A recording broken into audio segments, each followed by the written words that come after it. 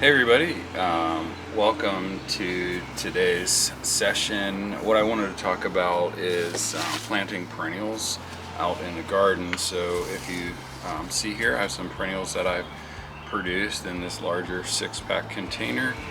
This is Echinacea purpurea white swan. It's a white form of the purple coneflower.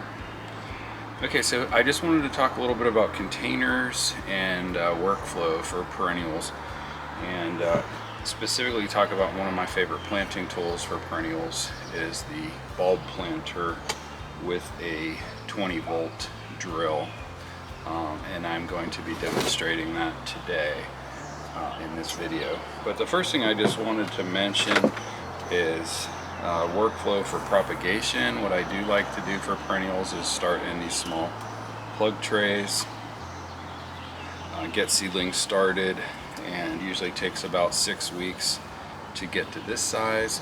Once I get the perennials successfully propagated in these small trays, I will shift them up to this larger container size and then get these ready. So again, I might have another 6 weeks to get these perennials ready, and then you can see that small root capacity here that I like to use with that auger tool that I'm going to demonstrate here quickly. The other container I will occasionally use, here's an example of a more rooted 6-pack container. This is probably a 4-ounce container, a little bit less than a ½ liter, otherwise known as an 1801. Occasionally these will be 1801 size, and I feel like that's a pretty good size to get out into the garden. And specifically for my particular workflow is using this bit auger to transplant. The other type of container I use is a deep cell rooted plug, and sometimes these can be a little bit more efficient, or if I have more in supply. So this is the type of container plug here that I'm using. So that's kind of just a precursor. Again, today I'm going to be demonstrating Echinacea purpurea white swan, planting these out into the garden and demonstrating that process, so stay tuned. Okay, here I am getting ready to plant. This is my 20-volt cordless drill with the bulb auger attached. I have that bound down in the chuck and can go ahead and get this established and ready for planting. So I'm going to just go ahead and demonstrate a few steps on how I plant perennials with this bulb planter.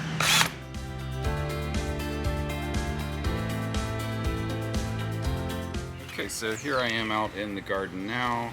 I have my bit available and getting ready to just go ahead and demonstrate that planting. I have some empty space here in the garden.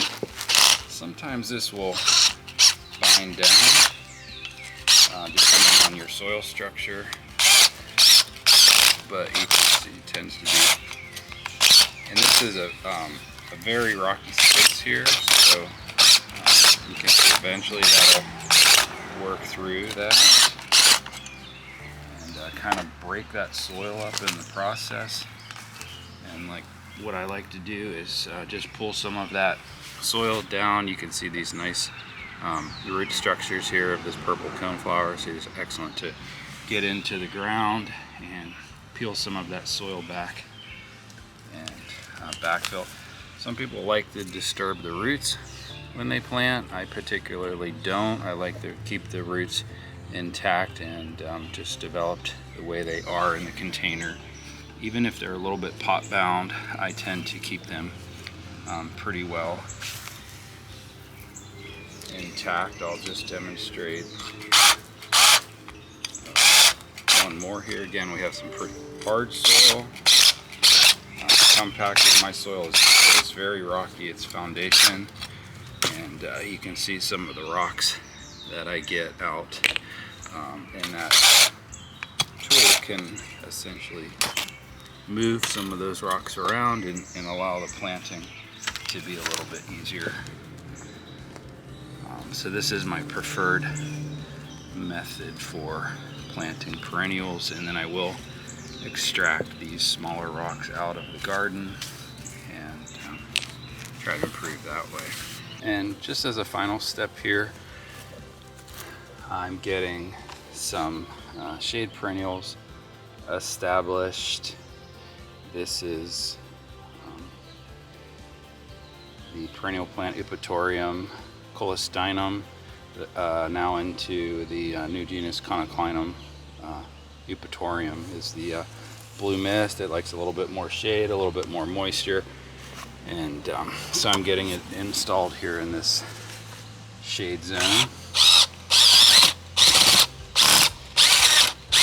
So occasionally you can get that drill binding a little bit. I just take off, I try not to force it, and just stay in there lightly. And if I have to move the hole a little bit, I'll just go ahead and move that hole.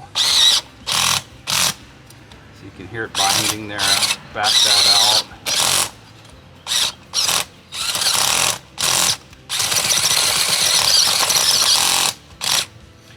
Usually can get through that compacted zone if I just pull the drill out a little bit and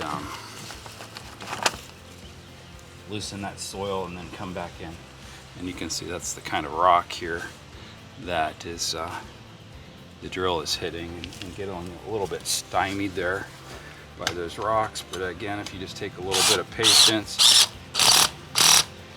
instead of trying to force it, loosen the drill.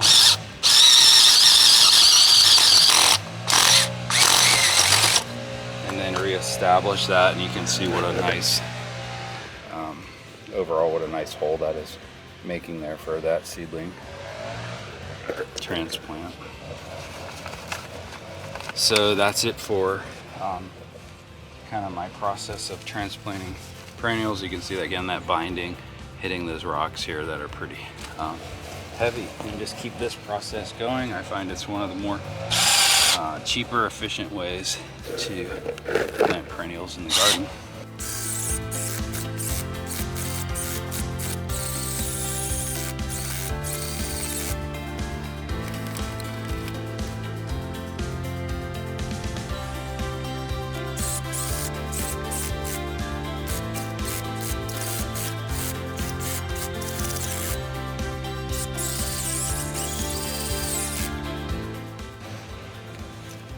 Rock there, so pretty hard soil, but this drill can still get in there through that.